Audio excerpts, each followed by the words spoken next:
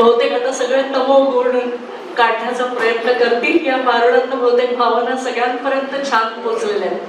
जाऊया पुढच्या अभंगाकडे. सगळ्यांचं खूप खूप कौतुक परत एकदा सर्व सहवास कलाकारांचं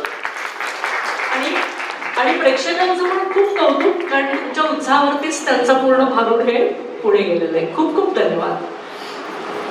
विठुरायाचं सुंदर रूप कमरेवर हात ठेवून विटेवरती उभं आहे बघा. गळ्यात तुळशीचे हार, कमरेभोवती पितांबर. विठुरायाचे रूप आपल्याला नेहमी आवडतं. त्याच्या कानात मत्स्यकाराची कुंडलं चमकतात, गळ्यात कौसुभरत्न विराजतंय. तुकाराम महाराज म्हणतात, विठुरायाचे हे मोहक मुखकमल हेच माझे सर्व सुख आहे आणि ते मी नित्यनेमाने आवडीने पाहेन. अनेक जणांना हे माहिती नसेल, पण गंमत म्हणजे हाच अभंग तुका जरासे कळस या चित्रपटात स्नेहल भाटकरांनी संगीतबद्ध करून स्वतःच गायला आहे आणि स्वतः बालगंधर्वांनी विठ्ठल रुक्माई चित्रपटात हा अभंग गायला आहे आणि त्याला संगीत पण दिलंय. आपल्या सर्वांच्या आवडते बाबूजींनी पण खूप सुंदरपणे तो सादर केलाय. ऐकूयात अपर्णाताईंकडनं सुंदर ते ध्यान.